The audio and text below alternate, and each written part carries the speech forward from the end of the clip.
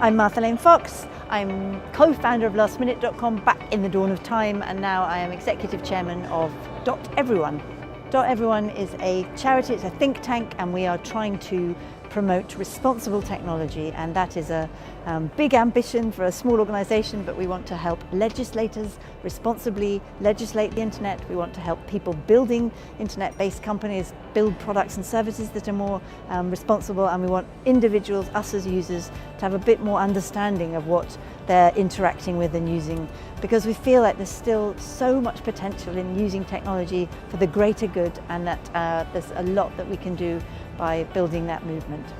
We're not directly focused on the everyday person. We're kind of focused at the system change level. So we're helping people in the public policy world understand the internet better. We're helping people who, leaders in health who are leaders in legislation, but we're also trying to help people who are building these products and services that we will all use to build products and services that are more responsible.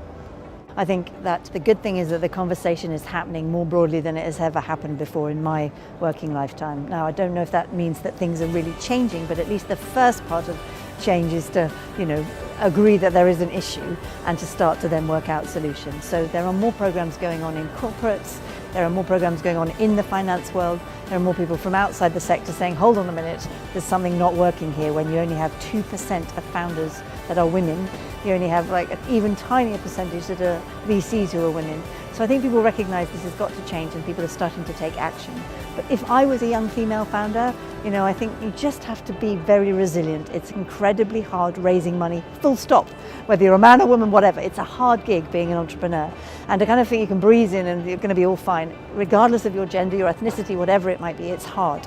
So I think the first thing is to build real resilience, to be absolutely at the top of your game, know the answer to all the questions, make sure that you are on top of your business. And I've always found that working with a co-founder is brilliant. And I don't mean that as a woman you need a male co-founder, you can be two women, but then you've got to kind of another person to test ideas with, you've got another person to say, well, I don't know if that was the right answer, and so on. So I think there's a real strength in numbers, and that's a good way of also building confidence and resilience.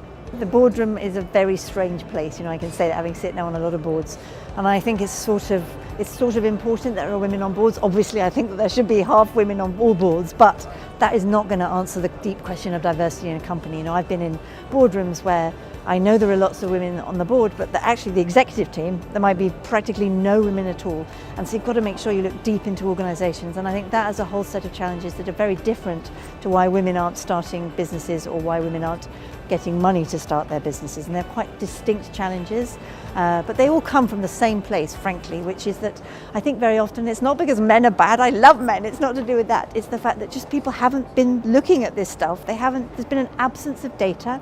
There's been an absence of recognition, and there's been an absence of understanding about how much richer, I mean that both culturally and economically and for society, we would all be if women were an equal part of the equation. I think the first thing is measurement that companies are doing to help change the diversity. You can't change things if you don't know the dynamics. So all the stuff around gender pay gap reporting is important, but also just publishing digitally the inclusion metrics and so on. And then I think from that you can start to see, well, where are the pressure points? Where are women leaving the business and why? Why are women not getting promoted? Why are women not in this particular area of the business? And sometimes it can be quite simple solutions, I'm sure, but sometimes it's also more complicated. I'm not naive. I think these things take decades, but at least the conversations are happening and the data is starting to be driven. And there are a lot of male champions for change, and that's very, very important. As I said when I was speaking, my role models tend to come from history, not from the present day.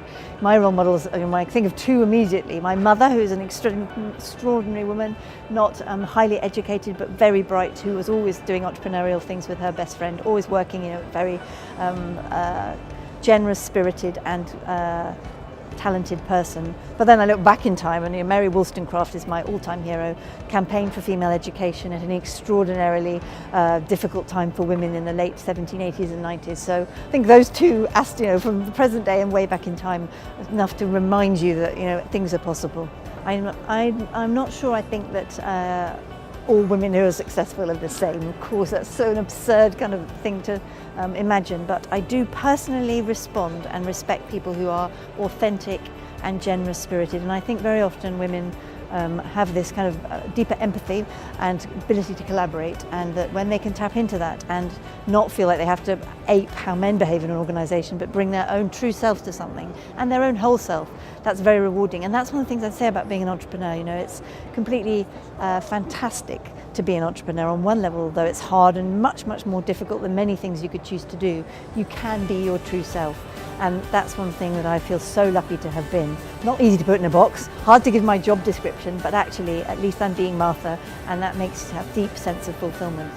All women should think of themselves as digital as much as any man, right? I have never done a line of code in my life. I'm not a technical person, but I'm a curious person. Well, I'm definitely curious, but I'm interested in the world, and I ask questions, and I like innovation, and I like changing things, and I like possibility, and I like, you know, the dreams and ideas that come from the technological world. So you first of all need to really remember that you don't have to be technical to be working in the technology landscape. It's so fundamental.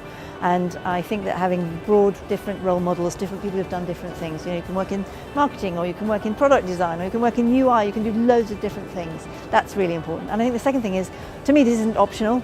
We live in an interconnected world, and we live in an internet-enabled world and a digital world. If you want to be taken seriously in any role right now, you have to have a curiosity and an understanding of that technology. So it's not optional to me. You have to own it and drive it and think about it.